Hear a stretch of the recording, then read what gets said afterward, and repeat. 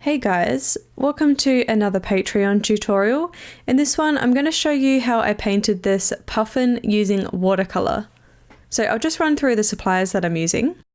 The paper that I'm using is by Arches or Arch, I'm not sure how you pronounce it exactly, but it's a really old pad that I've had for probably 10 years and I don't think they actually make it anymore, but it's called medium tooth, which it's the same as the cold pressed paper basically. So any brand of cold pressed paper that you have will be fine for this, whether that's the Fabriano or the Arches or whatever brand you prefer. You could also use hot press paper with the expressive styles. It doesn't matter too much which paper you use. So the watercolours that I'm using are the Schminke Horadam, and I'm pretty sure that's not how you pronounce it, but yeah, the Schminke set, and I've got a set of 48 colours, and you don't have to have this set, and you don't have to have a set that is this big either. And I've used the mixing palette that the watercolours came with, but you can use a different mixing palette if you want to. And you can use whatever watercolours you prefer. So if you like the Winsor & Newton, those are quite popular, whether it's the student or the professional grade. So what I'm going to do to help you guys out if you don't have this set, I'm going to attach a scan of this to the post, and this has all of the colours that I have in the set and the name of the colour. So when I'm saying a name throughout the process, you can match that to this colour chart, and then you can use whatever watercolours you have and match a colour that's close to that. Like for example, you may not have this maroon kind of colour, so you could mix like a red and a brown together. So I will talk a little bit about what colours you can mix together to make the certain colour that I'm going to be using. So if you want to match a colour from your set that is close to the one that I'm using, or if you want to mix your own colours, it really doesn't matter too much with the expressive pieces about colour. So as long as you have a colour that's similar, it doesn't really matter. It doesn't have to be the exact same shade of blue or purple or whatever I'm using, but I will attach that so you can sort of compare your set that you have with that, or it might help you mix that colour a little bit better if you have a different brand of watercolours. So the brushes that I'm using, I've got a large brush that I used for the background, and you don't have to have this exact brush. It's basically just to wet the background. So this is a Princeton Neptune in size 18, a round brush, but you can use any other bigger brush that you have. Like you can use one of these flat brushes or just any larger brush that you have. And then I've also got two smaller brushes, a size 8 and a size 3, and these are both Neef Finest Sable round brushes, but you can use whatever brand of watercolor brushes you have. Just make sure that they are watercolor brushes, because if you use like acrylic or oil, it doesn't work as well. And then I'm also using a little bit of gouache. So I've got just a white gouache, which is by Art Spectrum, but you can use whatever brand of gouache that you have. And I've got a kneaded eraser or a putty eraser just to help lift up some of that outline so that the graphite doesn't show through towards the end. And I'm also using a little bit of table salt, and I just keep it in this little container, and it's literally just the salt that you use in the kitchen. And I use that for some effects throughout this piece as well. Also make sure that you have some paper towel or a cloth to the side to dab off excess water and things like that. And I also use 2 jars when I'm using watercolor, just one that you can swirl off the excess paint in, and that is your dirty jar, and then you have a jar with clean water where you can dip your brush in to get more water for your palette and that kind of thing. And I've also taped my work down. I used Scotch tape because it's acid free, but you can use whatever tape if you want to use masking tape, or any sort of acid free tape is fine. And I do recommend taping your work down so that it will get wet, obviously. So when it dries, you want to make sure that it dries flat, and a good way to do that is to have your work taped down. Okay, so that's everything, guys. Let's get into it. Okay, so I'm just going to start by wetting the entire background. So I'm just going to grab my big brush, and it doesn't really matter which brush you have, just a brush it's just to make it a bit easier to wet the entire background a bit more quickly. So I'm just going to come through and just use some clean water from my jar. And you'll have to come back and forth a few times, especially when you use the cold pressed watercolor paper, because of all the little grooves. So you may need to come over it a few times to make sure that the water is in all of the grooves. And the goal of this is that you want the paper to be glistening but not so wet that there are puddles. So you want to sort of, tilt your head on some angles to see if your whole paper is like actually wet. You don't want to miss any spots because we're doing the wet on wet technique. which means if you have any sort of dry spots anywhere, the watercolour won't go into those spots and it will just look a little bit odd. So I'm not wetting the puffin itself right now, I'm just going to wet the entire background. And I'm just pretty carefully going around the outside of the puffin. It doesn't matter too much if you go over it slightly. I'm just dipping my brush back into my water when I need to get some more. And just spend a bit of time to make sure that the entire area is wet. The good thing about the cold pressed paper is that it does stay wet for longer than like hot pressed watercolor paper does. So you have a little bit of time to work with it while it's wet. Also, if you're going to mix some colors to use for your background, so if you don't have all of the colors that I have and you need to mix your colors for the background, I would suggest mixing your colors first and then wetting the background, because that way, like for example, if you wet the background and then you decided to mix all of your colors, while you're mixing your colors, the background is going to dry a little bit. So you want to make sure that you've got all of your colors mixed ready to go so that you have the most amount of time that you need to with your background still wet. But for the background on this sky, I'm actually just going to use colors from my palette, so I won't be doing any mixing for this, so I'm just going straight in with the water.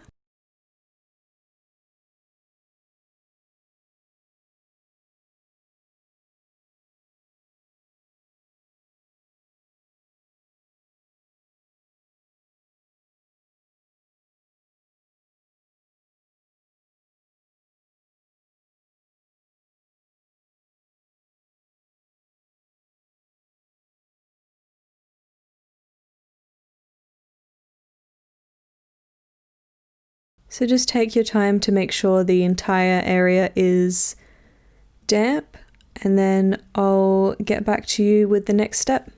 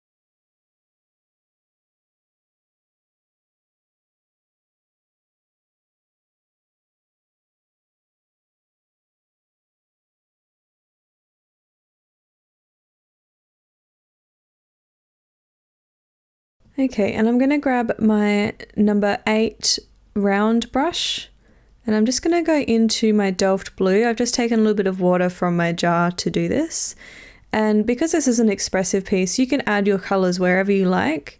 So I'm just going to do some lines and some dots and just fill in any sort of areas that I feel like I want this color blue to be. So I'm just going to add in some sort of blues and purples into the background.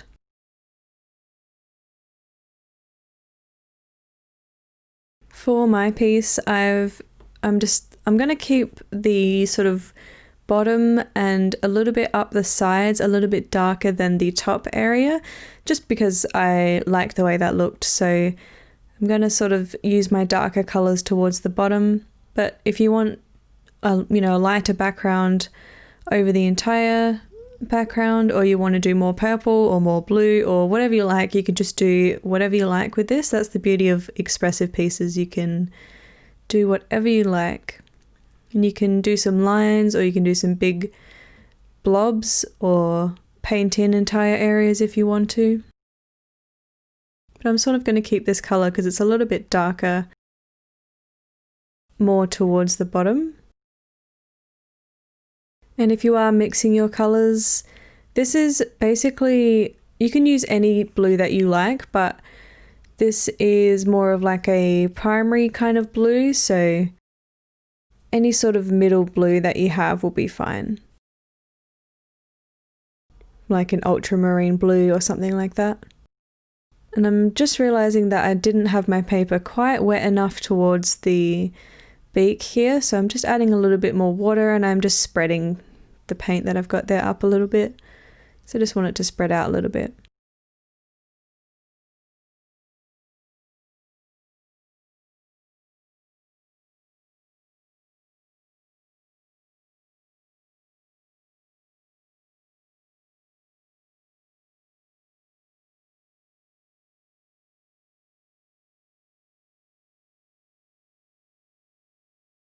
And I'm going to go in with Prussian blue as well. So just using different shades of blue basically. So if you don't have all of the different blues, you can mix it. So if you have like a phthalo blue or any sort of middle blue basically, and you just add a little bit more water to it to make it a little bit lighter. You could also add in a little touch of Payne's grey, just a really small amount, because this blue is a little bit on the grey side. It's not as bright as the Delft blue that I've used.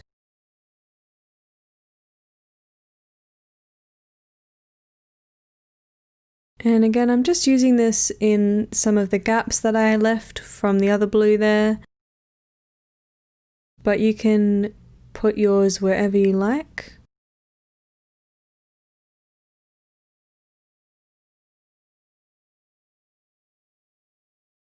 And I'm just going to add this blue towards the top of the piece, and I'm going to spread it out a little bit because I want it to be a little lighter towards the top. So I'm just going to add a little bit more water and just sort of spread it along. And just keep in mind that whatever color you lay down, it is going to dry a little bit lighter than what you see on your paper. I'm realizing that my paper's drying quite quickly today, so just adding a little bit more water in those spots that have started to dry.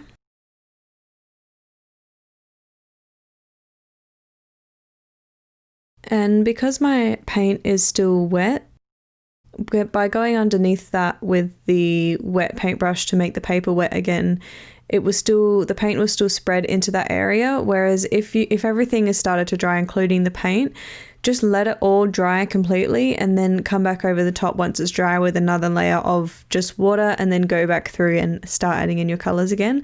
But because my paint is still wet, when you add water next to those sections, it will still bleed out. But if your paint is starting to dry as well, and then that won't work as well. So if you do find that you're not working fast enough, like if your paper is starting to dry too much, and then you can just let it dry and then come back through over the top once it's dry again.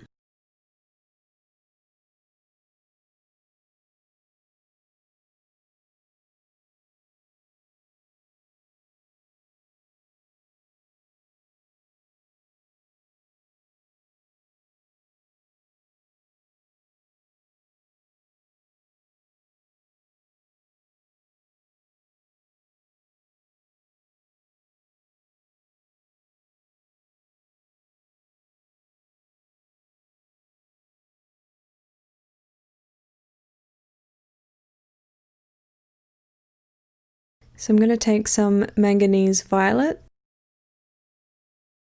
just adding a bit more water to that. And I'm just dabbing that in. I'm not going to put it everywhere because I want the background to be mostly blue, but I do want a hint of purple in there, so just adding this. And the manganese violet is pretty much just like a standard sort of purple, so whatever purple you have. If you don't have purple, and then you can mix it with red and blue, or if you have a magenta, that works really nicely if you mix the magenta with a blue as well to make purple. Okay, so I'm just adding a little bit more water to that pan, and I'm actually going to create some splatters. So to do that, I'm just making sure that my paintbrush is wet enough, and I'm tapping the back of the brush so that the paint splatters onto the background. If you want bigger splatters, you can use a bigger paintbrush, or if you want smaller splatters, you can use a smaller paintbrush as well.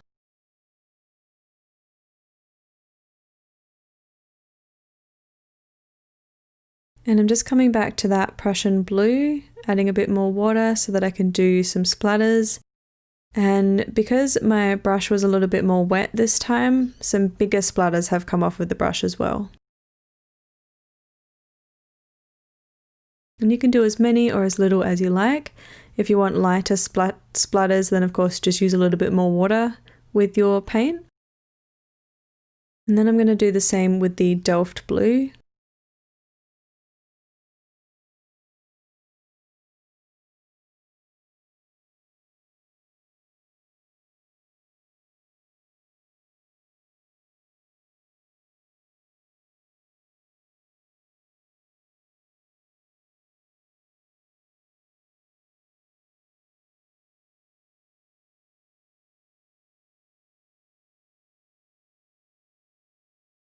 I'm just taking that Prussian blue again. Needs a little bit more water. If it's not coming off of the brush very well, then you just need to add a little bit more water to the pan so that your brush is a little bit more saturated. So if you've got the splatters somewhere that you didn't want them, you can actually just grab a damp brush while it's still wet and then lift up most of that paint by doing that. It doesn't really matter that it's on there because that area in particular is actually quite dark anyway, so you could have just left them there, but you can remove them if you want to, especially while the paint is still wet. It makes it a bit easier.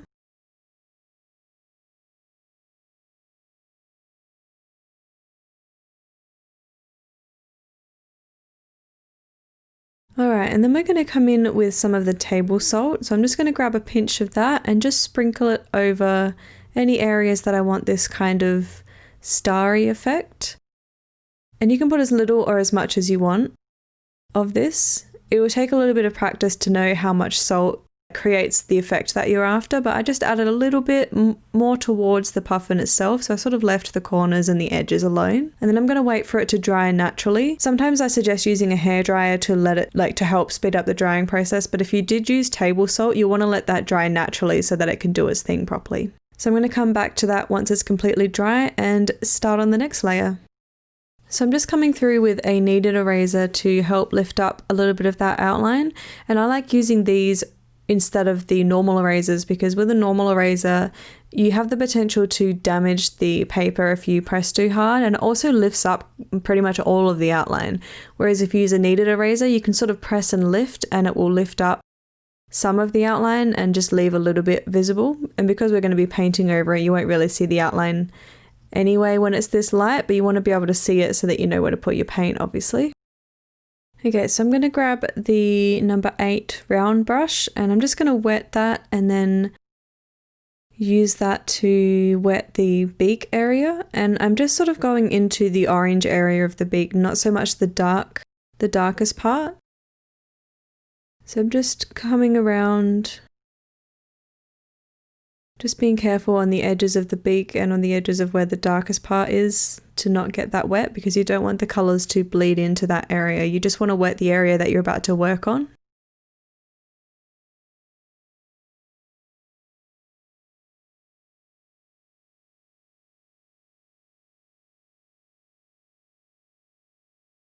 And I'm also going to wet a little bit of the area touching the beak on the top here, and you don't want to do that around the entire beak. Just pick an area that you want the colour to bleed out into the background. Just sort of creates a little bit more of an expressive style that way. So the colour that is on the beak in that area will bleed out into the background in that area, but the rest of the beak will stay inside the crisp lines that I painted around the edge of the beak with the water. So I'm switching to the number 3 round brush and I'm going to go in with the cadmium red light. And this is basically like a primary red as well. So any sort of cadmium red that you have, or if you have an alizarin crimson or something like that, you can just mix it with a touch of yellow, because this red is a little bit more on the yellow side than it is than the alizarin crimson.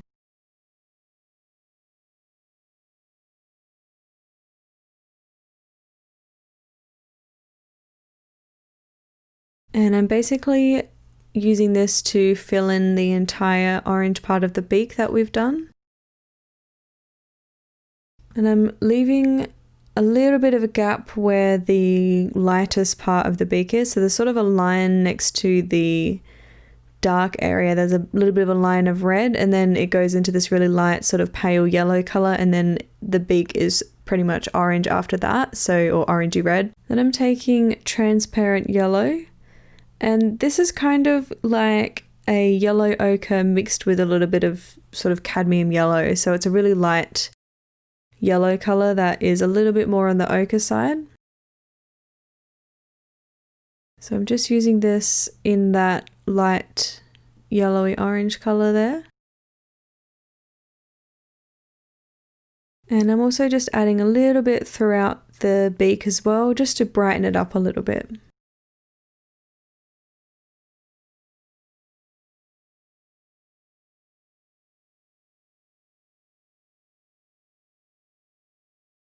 And then I'm going to take some Perylene Maroon. And this is kind of like a reddy purple sort of color. So if you don't have that color, you can mix like a violet or a purple in with the red. It's a little bit of a darker color, and I'm just running through the middle of the beak there where the top beak meets the bottom beak. I'm also just bringing it up and down, sort of where those stripes are.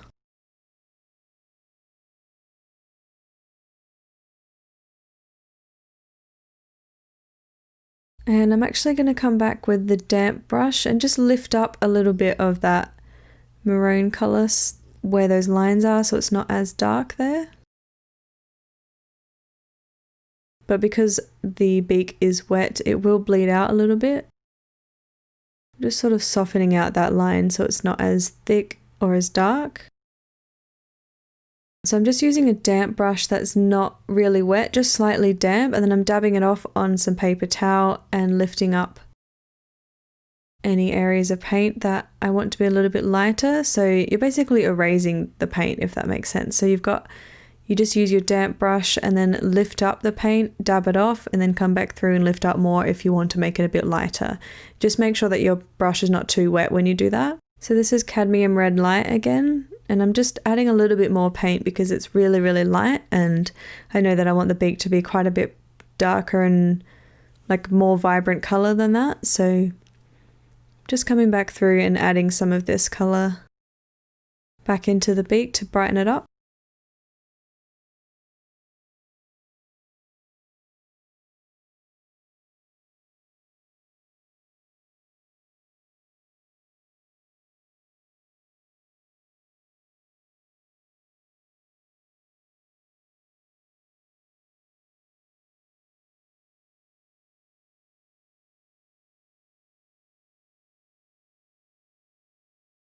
And I'm just going to add a touch more to that edge of the beak where I want it to bleed into the background as well. And just add a little bit more water there because it's not bleeding as much as I'd hoped. So I'm just going to help it along a little bit and just add a little bit more water in that area.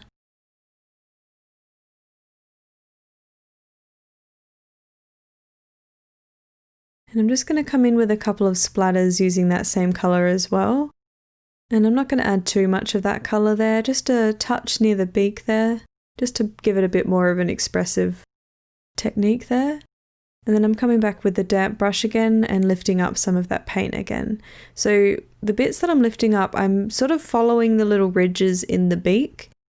I'm not being too precise, but there are some lighter ridges in the beak, so I am trying to get some of those in. But because this is an expressive piece, I'm not too worried if they're exact or not, but I do want to get that sort of texture in there.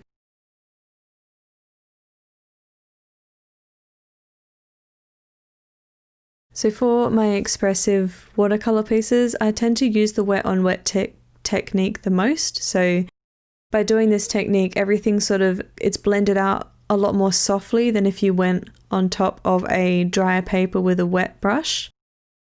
So by having the area wet first and then adding your colors, everything sort of blends nice and softly. And I do use the wet on dry technique as well, but if you want a nice soft blend, use the wet on wet technique. And if you want a more crisp line, that's when you want to use a wet brush on dry paper.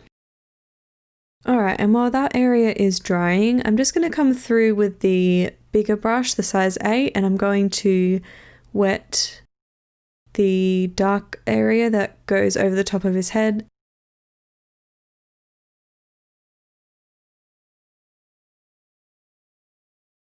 And I'm just going to sort of stop at the side of the head just about here on the corner. I'm just not going to go all the way down just yet. I'm going to stop there and I'm going to add in some of the darker colors in this section first, and then I'll move down and work on the neck as well.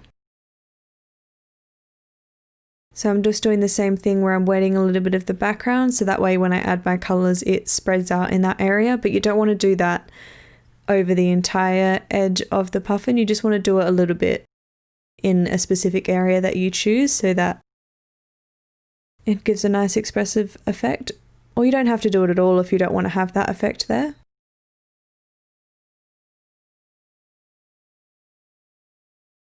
So I'm going to take manganese violet. So when I work on animals that have black fur or feathers or anything like that, I always try and add in other colors as well. So I usually add in blues and purples, but it depends on what's actually in the reference photo. So black fur or feathers and white also does the same thing where it reflects the other colors around it. Pretty much every color, fur or feathers, actually reflect colors that are around it, but more prominently the black and the white do.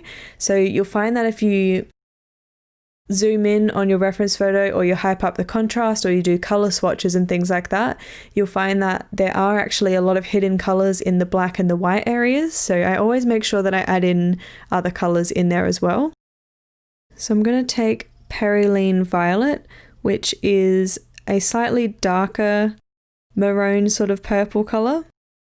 And you don't have to have this exact color, but you could mix a little bit of indigo in with your red to make it a little bit darker. But I'm basically just choosing some darker reds and purples and blues to add into this area as well. So yeah, you just want to make sure that when you're working on something that's black or white, that you don't just want to use white or black, because it can look really quite flat. I'm just going to grab some indigo and add that into this area as well. So this is the size 3 brush, by the way. But yeah, so even when I'm using pastels or anything like that, when it's not an expressive piece, I still add in those colors as well, because when you use black by itself, it can look quite flat. So by mixing in those other colors, it actually creates a richer, darker and more vibrant color than if you just use black by itself. But especially for the expressive pieces, I try and use a little bit more of those colors than if I'm doing a more realistic sort of pastel piece. But I'm just adding the indigo towards the top of the head and then towards the back of the head as well. So I'm paying attention to my reference photo still to see. I'm just adding in some of those splatters with the indigo as well. But yeah, I'm paying attention to my reference photo. Even though I'm adding a lot more color to this than what's in the reference photo, I'm still trying to pay attention to where the light areas and the dark areas are, because when you get your values right, so your shadows and your highlights, if you get those in the right spot, that's what makes something look more realistic. Not so much the color. So you can use some pretty bright colors and still have it look pretty realistic as long as your values are in the right spot. So even though I'm adding in like those bright blues and purples and reds and that kind of thing, I am still looking at where the darkest parts and the lightest parts are. So I'm just wetting the other dark part on the puffin here, so towards the neck and then down the back of the head and on the left-hand side there as well. And I always say this pretty much in every piece that I do, but the colors that you choose are really not that important. It's more about your values and getting those right. So making sure your shadows are dark enough and your highlights are light enough. You could pick completely different colors to what I'm using, but as long as those are right, and then it will still look realistic. it will still look good.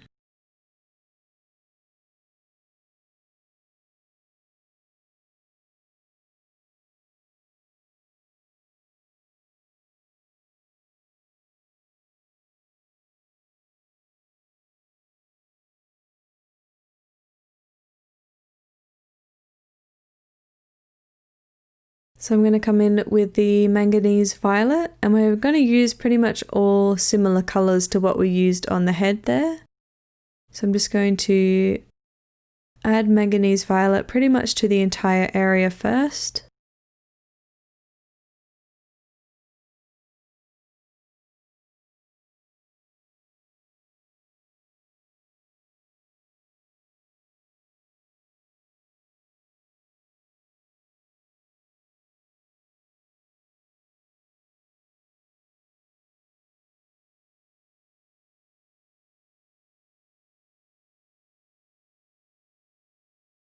So I'm going to take that perylene violet, and I'm going to come over the top of pretty much the whole area with this as well.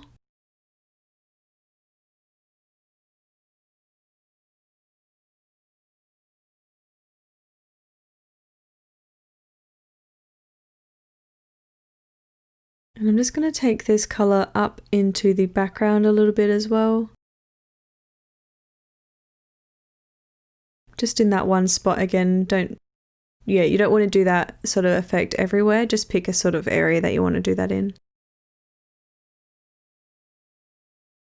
Then I'm also just going to add a little bit of a splatter to that area as well.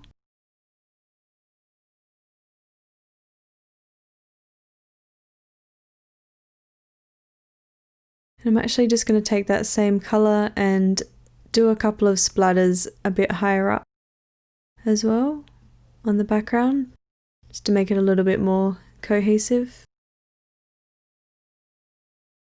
I'm just going to take the manganese violet, and I'm just going to do a couple of splatters with that as well.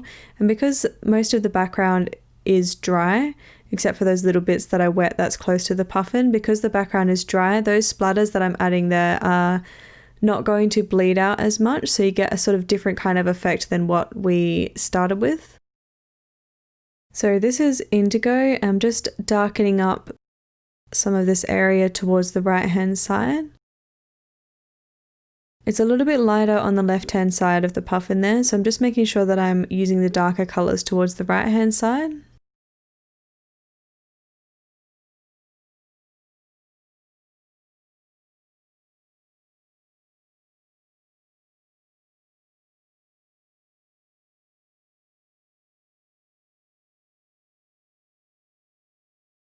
And just making sure that I use a little bit less colour towards that area that's underneath the chin, because that's a little bit lighter there.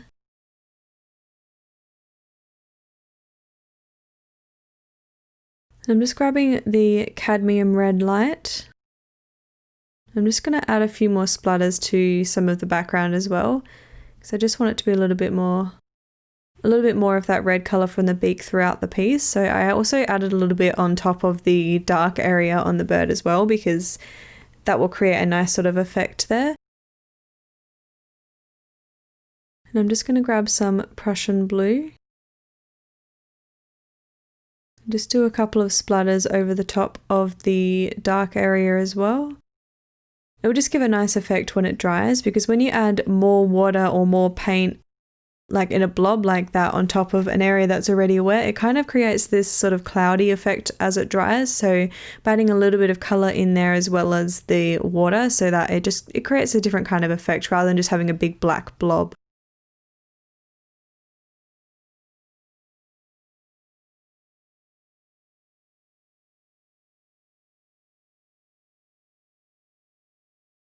And I'm going to take the cadmium red light, and I'm using the number 3 brush for this as well.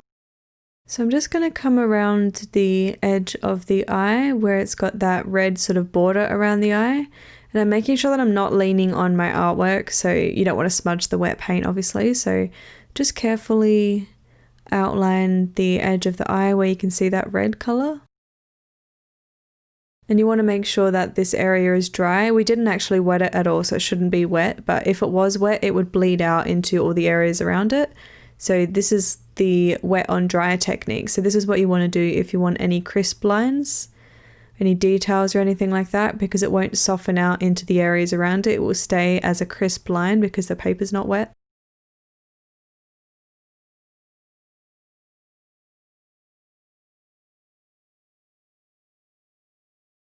And then while I've got this colour, I'm going to come down where the beak sort of meets the face. There's a red line there as well. And I'm just going to continue that line down the middle of the beak there as well, because there's a little bit more red in that area. And then also on the edge of where the dark part is. So I'm basically just filling in a lot of the red areas with this. And the lighter that you press with your brush, the smaller the line's going to be. If you press harder on your paper with the brush, the line's going to be thicker. But again, this is an expressive piece, so it doesn't matter too much if your lines are too thick or too thin. It kind of adds to that texture and different sort of techniques throughout this piece. I'm just brightening up any areas on the beak that I want to be a bit brighter.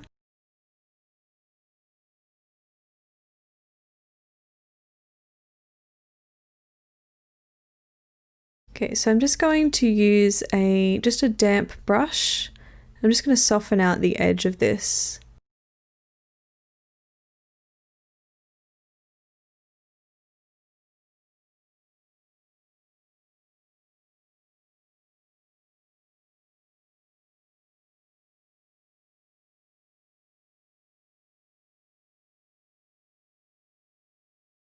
And I'm going to get some more cadmium red light again.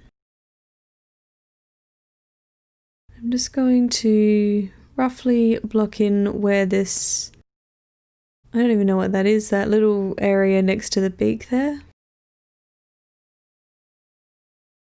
Just sort of outlining where that is, because there seems to be a bit of a red outline around there, and some of the wrinkles on the inside with this as well.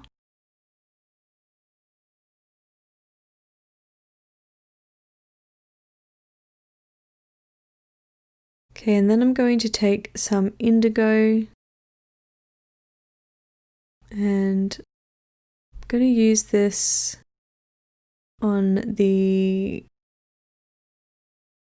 lines or the ridges in the beak here. Just want to darken those up a little bit. I'm just doing this very, very lightly.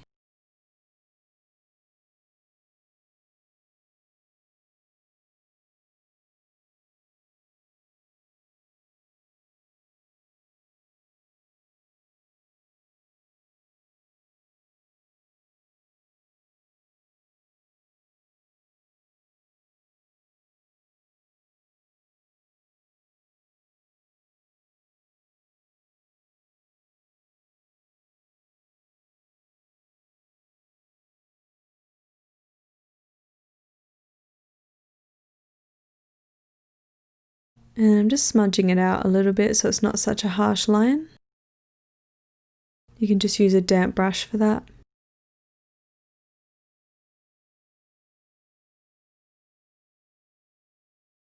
So I'm just grabbing some chromium yellow hue deep. So this is basically just a yellow mixed with a touch of orange. I'm just filling in that little weird section next to the beak there.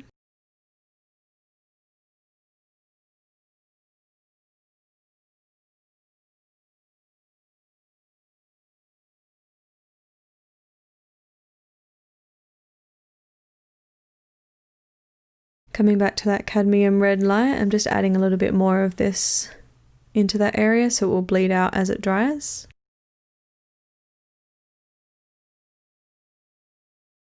And I'm just lifting up a little bit of that paint again with a damp brush, just to lighten it a little bit.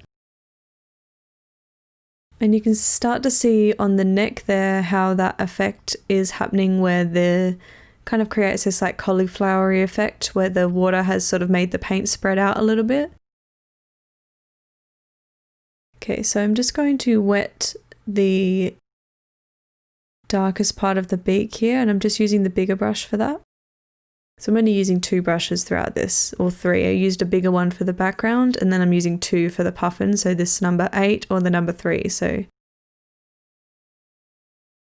depending on the area that you're working in, you'll just use the bigger brush or the smaller brush.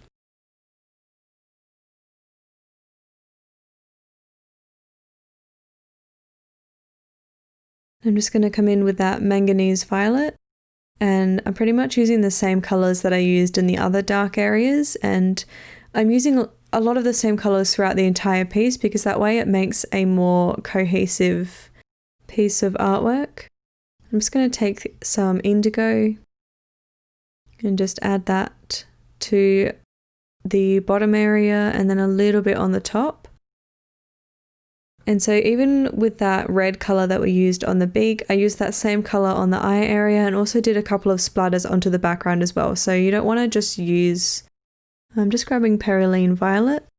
Yeah, so you don't want to just use one colour in one area. You want to see if you can use that colour elsewhere on the piece as well so that it doesn't stand out too much. Like it sort of blends in and makes a nicer looking piece overall if you can use colours throughout the whole piece basically, rather than just having that in one little area. Like you don't want to just use one red on the beak and then not use that same red anywhere else, because it can look a little bit odd if just one part of the piece has a really bright red like that. And yeah, it just makes a more cohesive piece if you can use some of the same colours throughout other areas of the piece as well.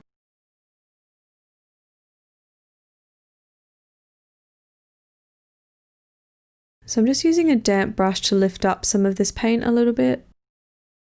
It's a little bit too much there, it's quite light in the reference photo.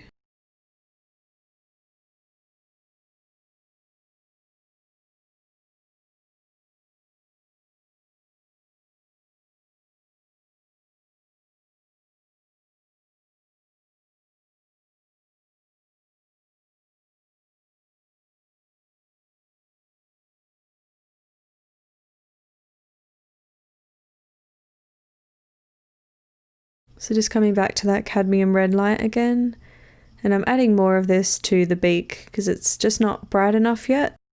So you can add a few layers of colours if the first one dried a little bit too light. It always dries a bit lighter than what you think it will. So I'm just adding this to the sort of darker areas here.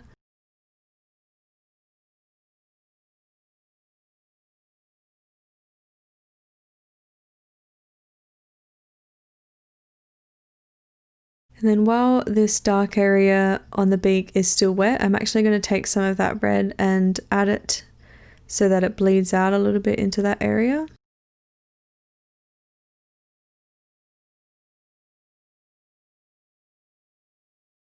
So I'm just going to take a damp brush again and sort of just blend this a little bit so that it blends a bit better together.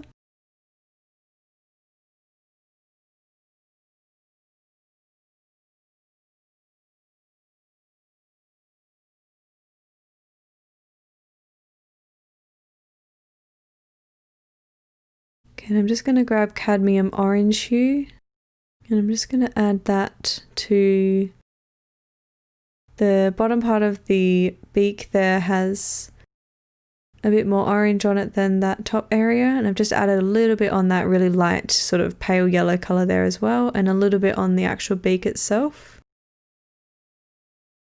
I'm just looking at where it looks a little bit more orange in the reference photo.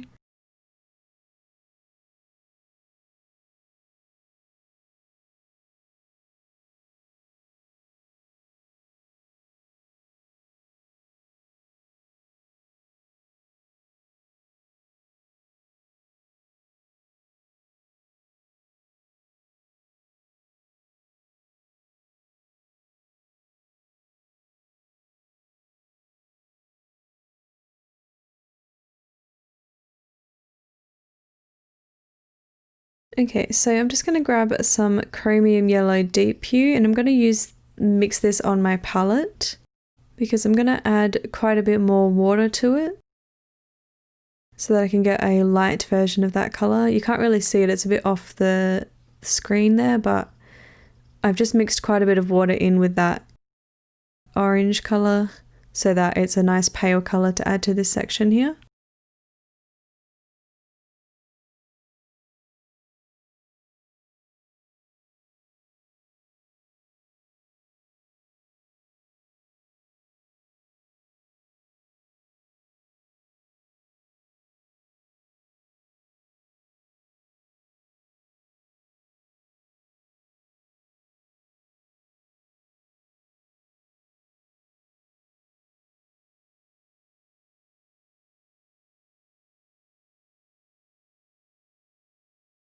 And I'm just going to grab some indigo and I'm going to add in the pupil. And I actually, for this piece, you couldn't actually see any of the eye. It was just this big black hole looking thing. So I actually photoshopped, like actually drew in the eye area on Photoshop by looking at other references of other puffins because I wanted there to actually be an eye there. Just looked a little dull without it. So I'm just copying that drawing that I did using the Photoshop in the eye area there. And I'm also going to come around the underneath the eye, and all I did there on my palette was just mix the indigo with a little bit more water so it wasn't as dark. And I'm just coming underneath the eye here because there's quite a dark shadow there. And I'm just looking at the reference photo, and up the top, on top of the eye, there's also a little bit of a darker area. So with my expressive pieces, I don't usually put heaps of detail in most of it, but I do put a little bit more detail and a little bit more realism in the eye area in a lot of those pieces, just because that tends to be the focal point. So having a bit more detail there sort of helps bring the focus into that animal. So I'm going to use Mountain Blue, and this is just it's like a little bit of a lighter mid-tone blue. So any sort of blue that you have, it doesn't really matter too much, just a mid-tone blue that's slightly on the lighter side, a little bit more towards the green side rather than the red side.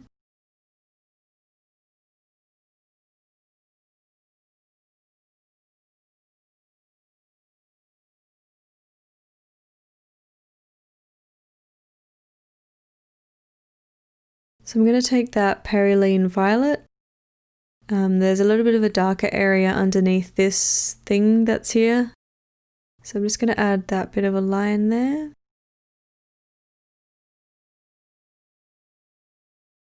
And then I'm just going to wet this area and then come back and sort of touch that line with the wet paint there so that it sort of bleeds out into this area. So we'll create a nice transition that way.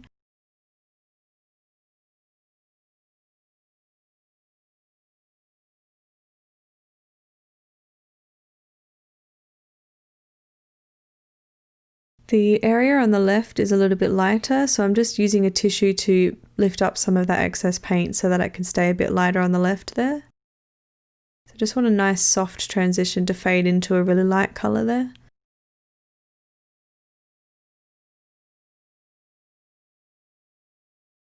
And I'm just going to take that indigo on the palette there and just add a little bit of that to this area as well. Just like we did with the head and the neck. So when you're working with watercolour, this may be really obvious to some of you guys who have been working with watercolour for a while, but when I first started, I was using 1 jar of water and I found that my water was getting really dirty, it was making my paints muddy, and I was changing my jar of water all the time. But if you actually use 2 jars of water, so here I'm just using a damp brush to lift up some of that paint again, just dabbing off the excess on a tissue and coming back in. But yeah, if you use 2 jars of water, you can like swirl off the excess paint in 1 jar and then use the other jar to do your final rinse so your paintbrush is completely clean. And that way you have 1 jar that stays dirty and then 1 jar that is always clean. So you can, just taking Prussian blue. So yeah, you don't have to change your jars of water as often, and it just keeps 1 jar clean, so that way you always have clean water to use. And I'm just mixing that on my palette with a little bit of water. And I'm just coming into the eye area, just filling in that sort of iris area with that blue. But I'm just grabbing some indigo And I'm just going to use that to darken the bottom part of the eye. The top part has a bit of a reflection on it, so just coming into the bottom there with that.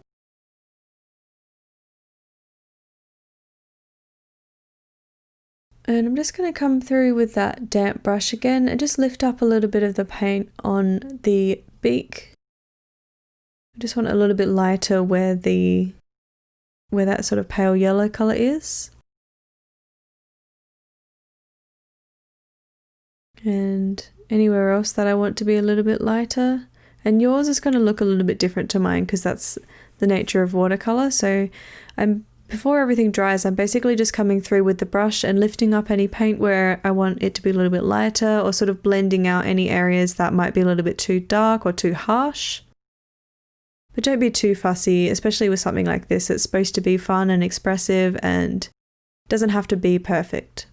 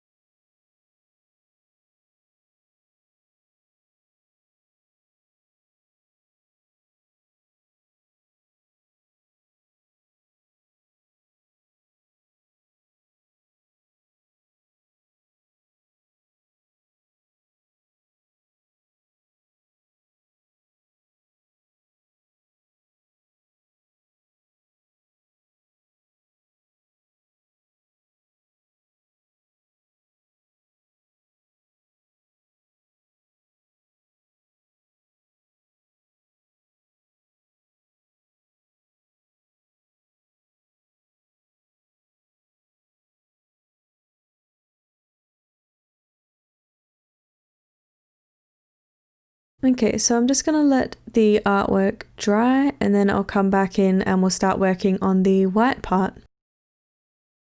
Alright, now that everything is dry, I'm going to come in with Perylene Maroon.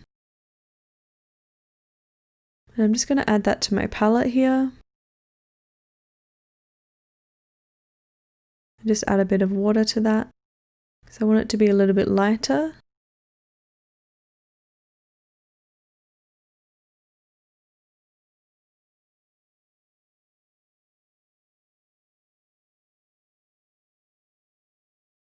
And then I'm also going to add some Prussian blue back to my palette with a little bit of water there. So I'm just going to add to the pile that we had earlier.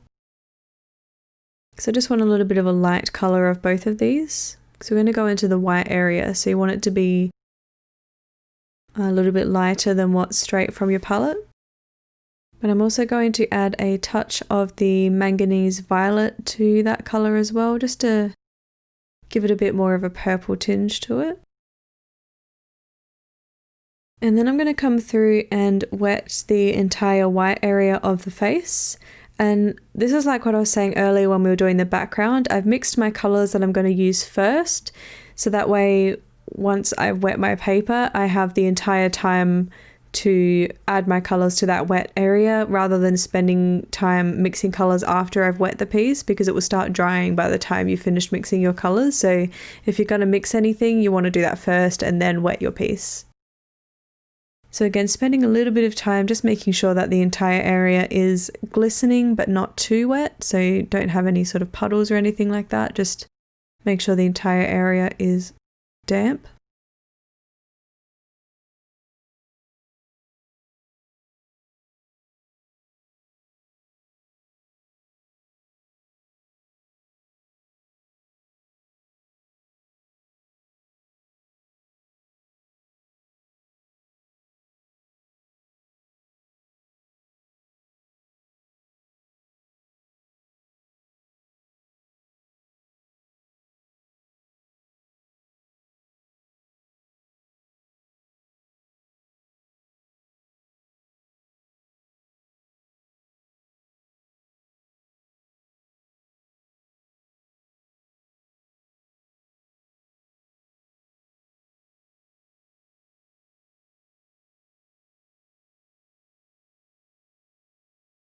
So I'm just going to come in with that Perylene Maroon colour first. And I'm going to add that under the face on the right hand side here.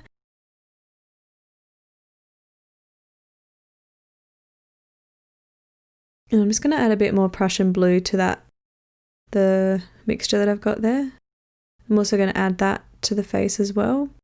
And these can be quite scary colours to add to the white area of the face, but if you look at the colour swatch samples, or if you hype up the contrast and the saturation of your reference photo, you'll actually see that there are quite a lot of these darker colours in that white area, and you don't want to just jump to grey to do the shadows of white areas as well, because it can age the animal and it can look kind of boring and flat as well.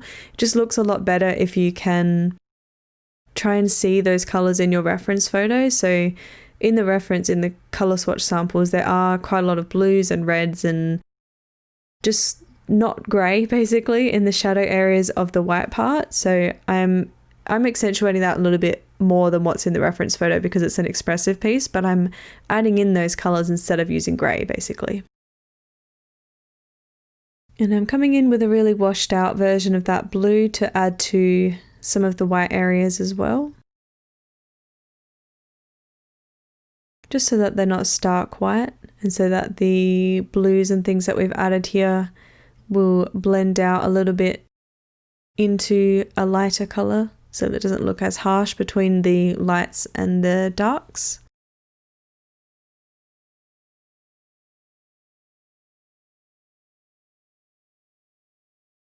Okay, I'm going to grab some indigo.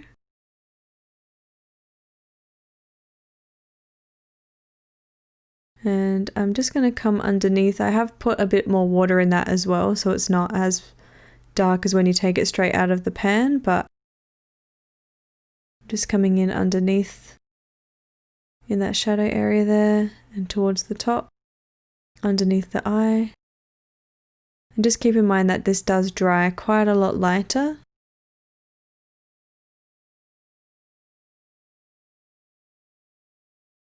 I'm going to grab some manganese violet. And again, I'm using all of the same colours that I used throughout the rest of the piece as well, because it will make it look a little more cohesive. So even though we're working on a lighter area, having the same colours there will help make it look a bit more cohesive. If you find that you've put a bit too much paint down, like I just did then, you can just use the damp brush to lift up some of that paint. So I'm just adding this anywhere I see a little bit more of that purple colour throughout my reference photo.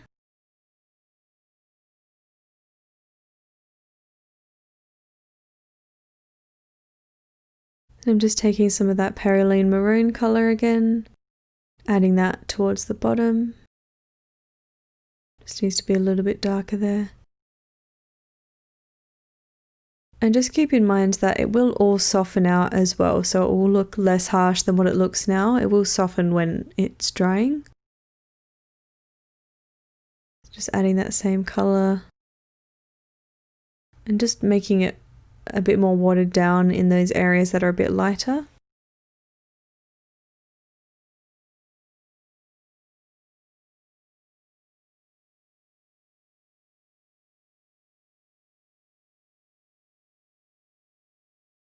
And I'm just grabbing that damp brush and removing any areas that are a bit too dark. And also I'm going to soften out any areas that I think need to just be a little bit softer. And like I was saying earlier, yours will look different to mine or to everyone else's, so just adjust any areas that you want to adjust. But the colours that we've used here are quite light, so you can always wait for it to dry and then see what it looks like and adjust things in another layer if you want to, but I like to lighten things as I go. I'm going to go in with some Perylene maroon again. Just adding a bit of water to the pan and adding that underneath. It is quite dark. It's a little bit scary to go that dark, but it does actually have quite a dark shadow in that area, so I am darkening that up a bit with that colour.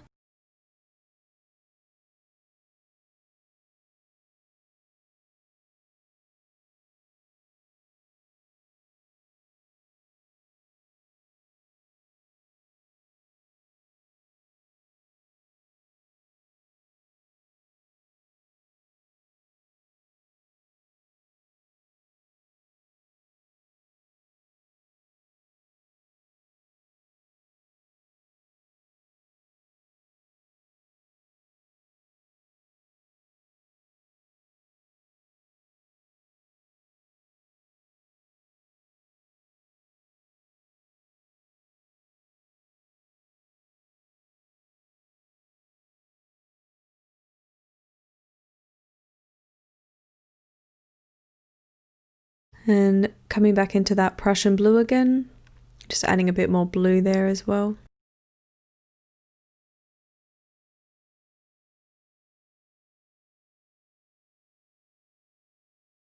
Okay, and then I'm going to wet the chest area. And this area is really quite white. There isn't a lot of shadow there, but there is a little bit of shadow where the dark part meets the white part. So I'm going to come through and add in some of those colors in that area. So I'm just going to use some of the colors that I've got on my palette here to do this area because we don't need much of them. So I'm going to take that blue color and just add a little bit towards the right hand side. There's a bit more of a shadow on that side.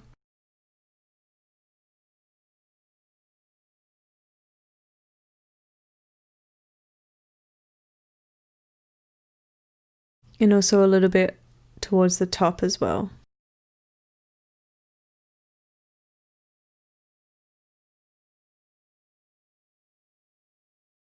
And I haven't washed my brush, I've just gone straight into that red sort of colour that we had there, so it sort of creates a bit more of a muddy purple colour. And I'm just using that towards the top as well, and because the white area is wet, that colour will bleed into the bottom area there. Just adding a touch of that towards the bottom.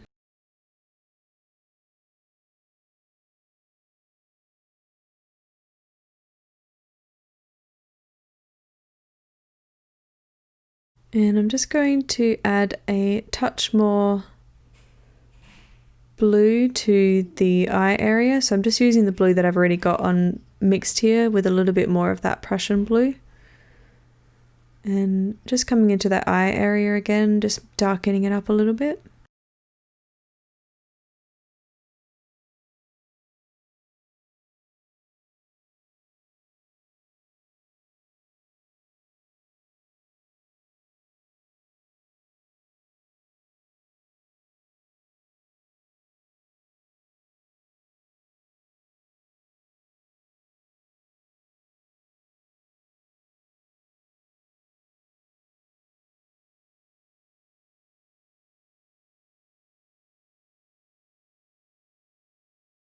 I'm just coming in with a little bit of indigo in the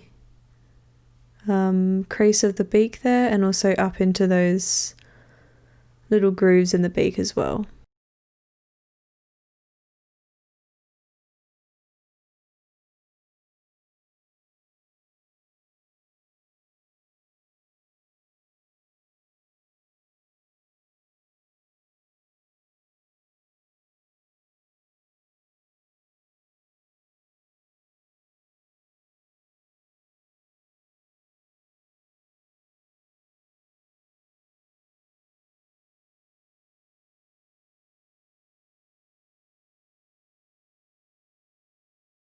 And while all of that's still slightly wet, while I'm waiting for it to dry, I'm actually just going to come into the background on the top corner here because I do want it to be slightly darker. I'm not happy with the balance of how the background looks, so I'm just adding a little bit of water to that top right hand corner there. I'm just going to add a few more splatters and that kind of thing to this area. And like I was saying earlier, yours is going to look different to mine. So if there's any areas that you want to fix on your background or anything like that, and then go for it, you can change whatever you like about your piece. So I'm just taking a bit of that Prussian blue and just dabbing it in any of the areas that I want to add a bit more to.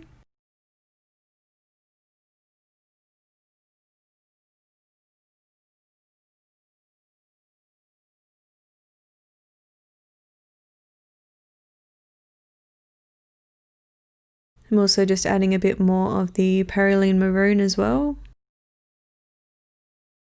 And you don't have to do what I'm doing here. You obviously don't change yours if you like how yours looks, or you can add in different colours or purples or blues or whatever you need to add into the background.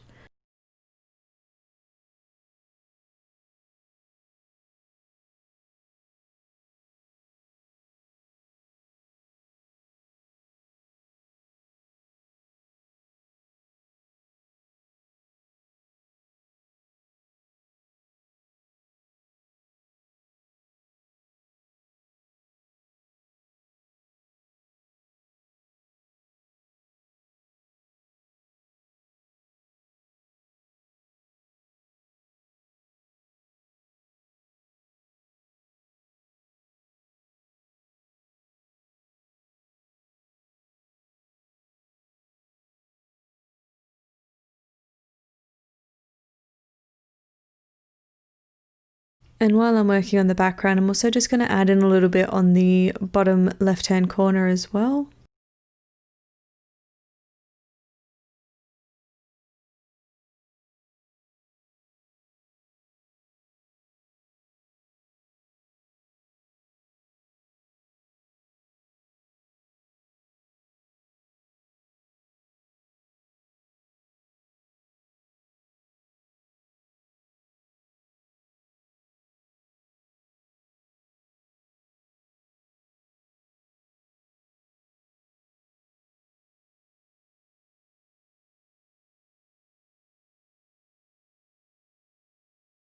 Okay, I'm going to come into the beak with cadmium red light.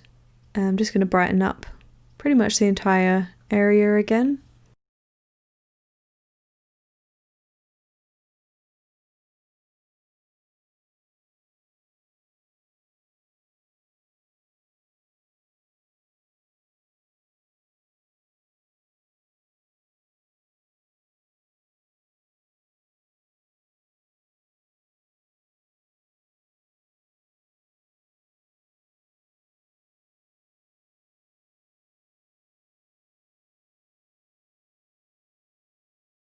I'm also taking this underneath the beak.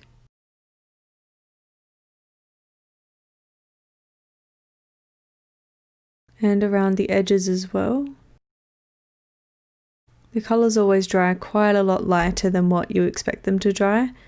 So I'm just trying to keep that vibrant sort of reddy orange colour on the beak there.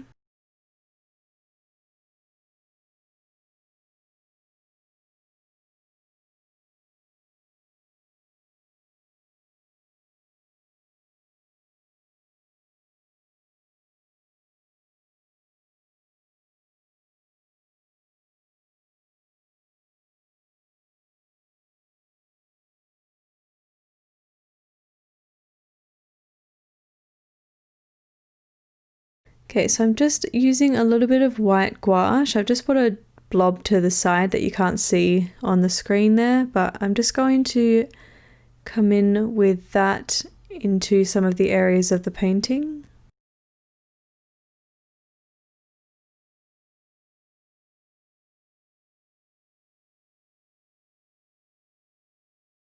So while the beak is wet, I'm actually going to come into the beak with this. I wasn't quite happy with the color that the beak was, so I'm going to use the white gouache here, and then I'm going to come over the top with some other colors as well. So there's some good things about using gouache. One is that it mixes really well with watercolor, so you can use it interchangeably. So if you have other colors of gouache that you want to use, you can mix them in with your watercolor. Gouache is basically pretty much like watercolors but more opaque, so anywhere that you want a more opaque color you can come in with the gouache. I use the white quite a lot with my watercolors. Just remember that when you mix white in with your watercolors, it does make the watercolor more opaque. So you can make a more opaque orange, for example, if you mix the white in with it, but it does create sort of like a milky version of that color. So what I like to do quite a lot is use it for highlights and things like that. Like I've just put a little tiny highlight on the pupil of the eye, and I'm also coming into the face here and brightening up where the whitest area is with the gouache.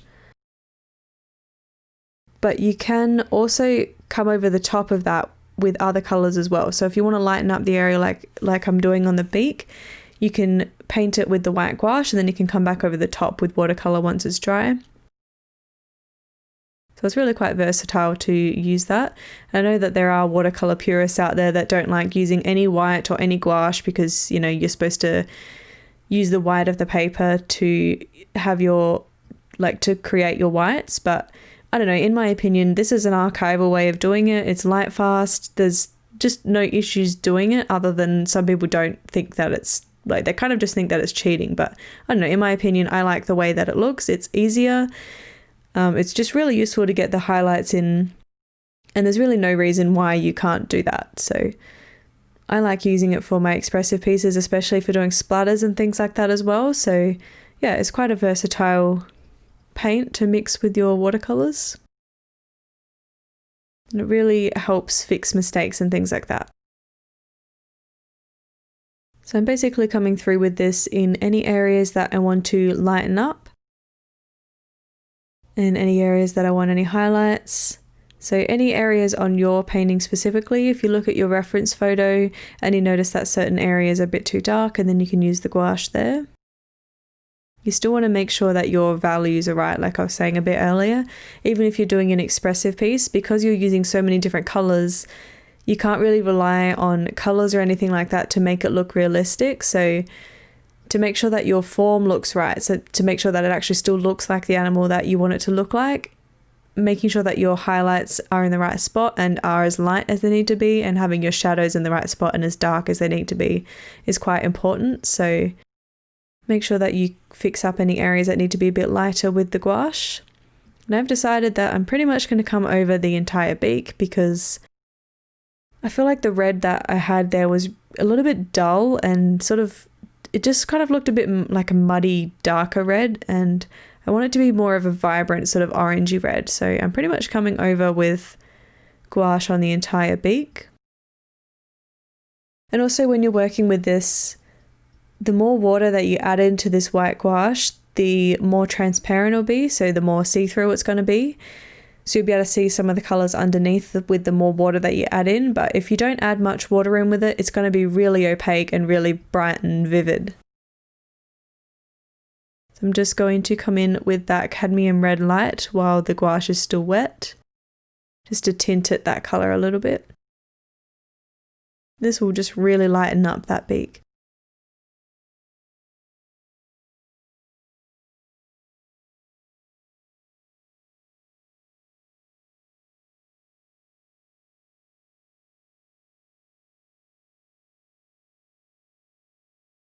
And I'm just going to take that chromium yellow hue deep, which was that sort of yellowy orange colour, and add that underneath the beak here and on the top as well.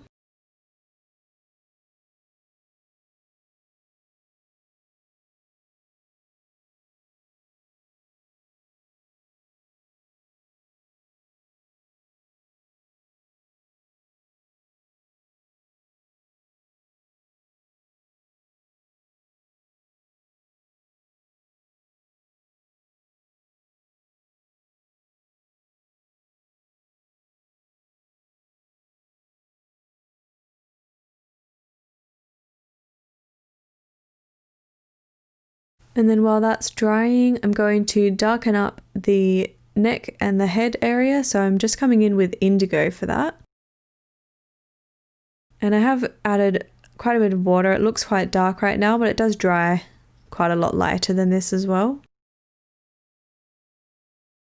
I'm just darkening up, especially on the right hand side. And I'm sort of doing these feathery motions with my paintbrush, because the layer that's underneath this is like the paper is dry, so all of these little feathery marks that I'm making with my brush here are going to stay like that because the paper's not wet, so it won't spread out and soften. It will stay with those sort of feathery marks on the edges there, and because it obviously has feathers being a bird, you want some of that texture to be there, especially where it overlaps onto that white area of the chest and up into the face there.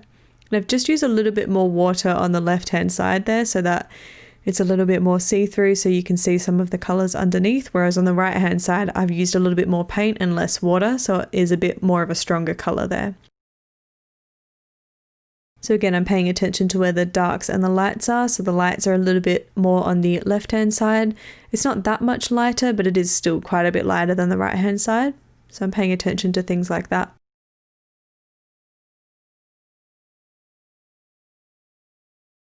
And I'm also bringing the indigo up into the head area as well. And the head does have a little bit of a lighter colour than what the neck does, so make sure that you leave some of that colour there. So I'm just using a damp brush. I've just rinsed off that indigo and I'm just wetting that top of the head there without adding any colour to it, because that indigo will sort of soften into that area a little bit without being too harsh there, without adding too much of that dark colour.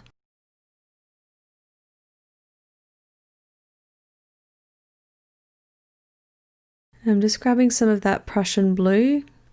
That's probably a bit too dark there. I'm just adding a bit more water, spreading it out a little bit. But I'm just sort of darkening up the shadow that's on the chest, and there's quite a lot of blue in the shadow there. So I'm just adding quite a lot of this blue to that area on the right hand side there.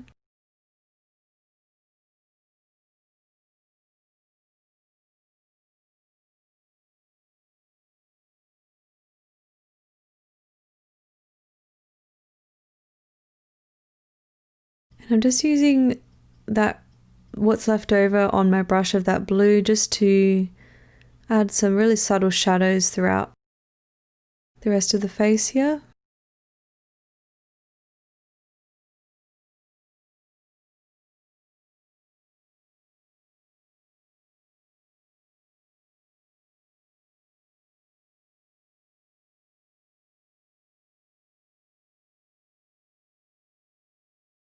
I'm going in with that indigo again. I'm sort of mixing it with a little bit of that red that was left over on the palette there. And just darkening up any areas that need to be slightly darker, like underneath the eye here. So just go through your piece and look at your reference photo and your artwork side by side. Sometimes it helps if you take a picture of your artwork and convert it into black and white using your phone or the computer, and do the same with your reference photo, because that way you can see if your darks are as dark as your reference photo and if your highlights are as light. And those are the things that I'm looking at now. I'm looking at whether my values are right. So I'm darkening up any of my shadows that need to be darker, and you can mix up the colors that you're using. So I'm just grabbing some manganese violet again now. So you don't have to use all the same colors. I'm kind of just using the darker colors in the shadow areas and then the lighter colors in the light areas, if that makes sense. So I'm adding a bit of that manganese violet to the darker color here. Just more on the left hand side. But yeah, you don't have to use the same colors that I'm using in each section, as long as you pick a darker color for the shadow areas and a lighter color for the lighter areas. Because it's an expressive piece, you pretty much have freedom for whatever colors you're using. I'm just trying to stick to that sort of blue purple kind of color palette that I've got here. So I'm using some of the blues to create a bit of a shadow on the right hand side of the face there. And anywhere that you put too much paint down, you can go back and lift with a damp brush.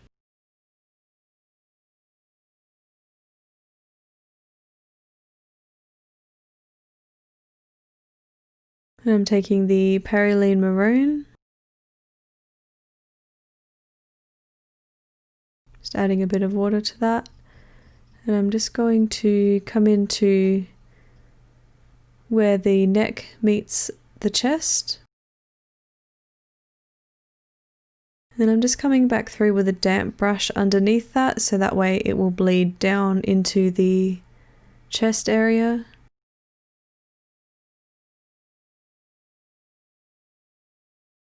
I'm actually just going to dab that with a tissue so that most of the paint comes off. But most of that paint will still be there. I just took off the excess darker parts. And I'm just taking some manganese violet and coming back up into the indigo area. Just sort of almost blending those colours so that it's a bit of a softer transition there.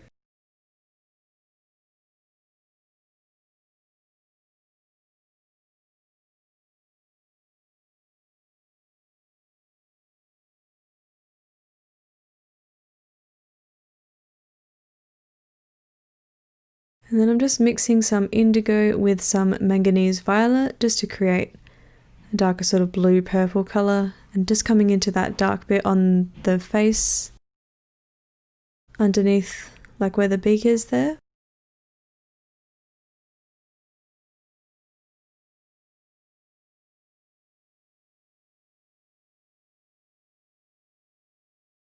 And also using that same colour to darken up that dark patch that's on the beak.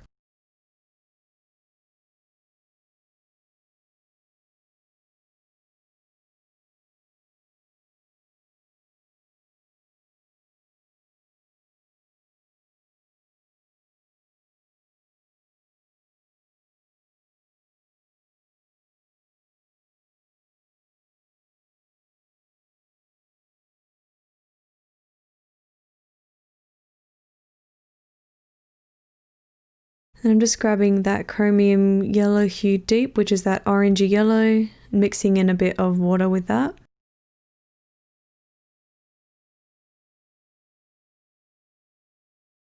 Just brightening up that little thing that's on the side of the beak there. So I'm just coming in with all the same colours that I've used earlier, just to brighten up any areas that need to be brighter or darker or anything like that. So just using the exact same colours that we've used in those areas earlier.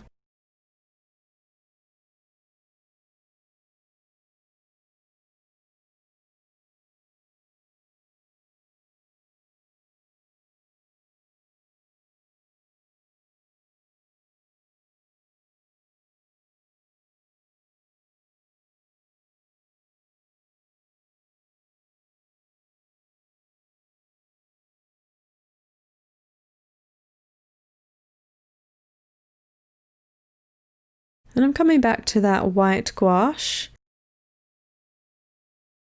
I'm just fixing up any of the edges that got a little bit too dark. So sort of underneath where the white area hits the dark part of the neck, there's quite a lot of white there. So just coming back through with that gouache in that area.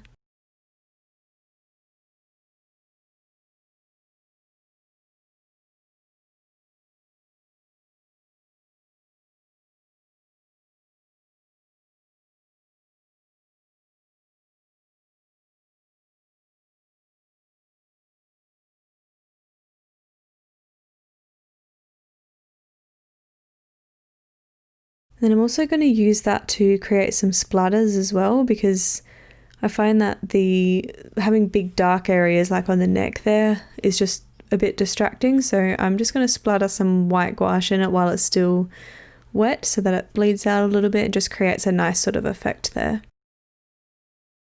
I'm also adding it to some of the background, some other areas of the piece as well. So some parts will bleed out nice and softly because it's still wet, and on other areas it will stay looking like a big splatter like that.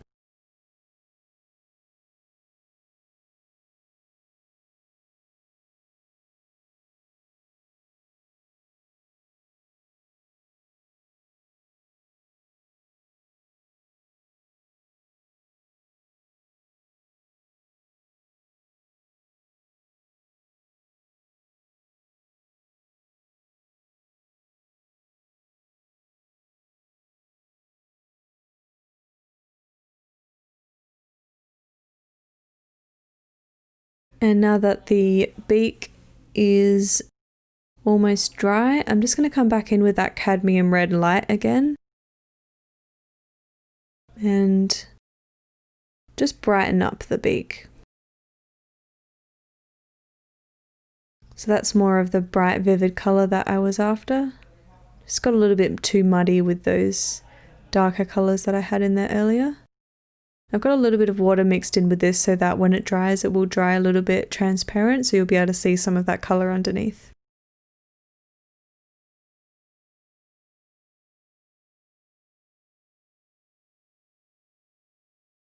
But I probably got a little bit too much paint on there, covering a little bit too much, so I'm just going to come in and dab it really softly with the tissue just to lift up some of that paint.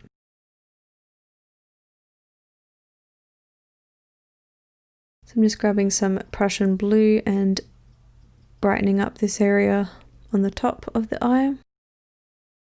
So at this point I'm just adding in those final little touches that my piece needs.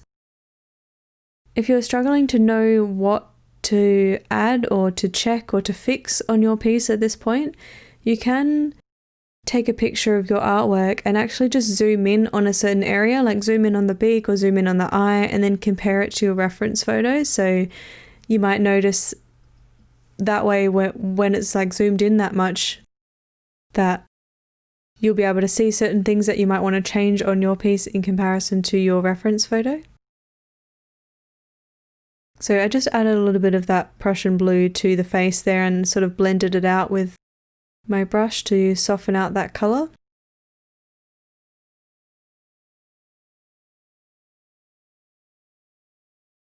And the beak is just looking a little bit too light, so I'm just grabbing some of that cadmium red light again and adding that. throughout the beak a bit. I'm sort of going in the lines, like the ridges of the beak. I'm not adding it everywhere, just a little bit throughout the beak.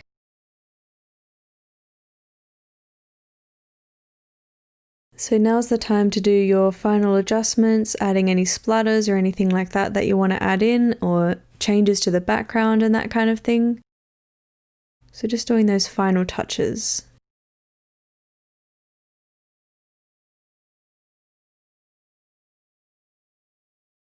If you had a go at this piece, I'd really love to see your artwork, so you can post it in the Discord chat or you can tag me on Instagram if you like. Thanks for watching, and I'll see you in the next tutorial.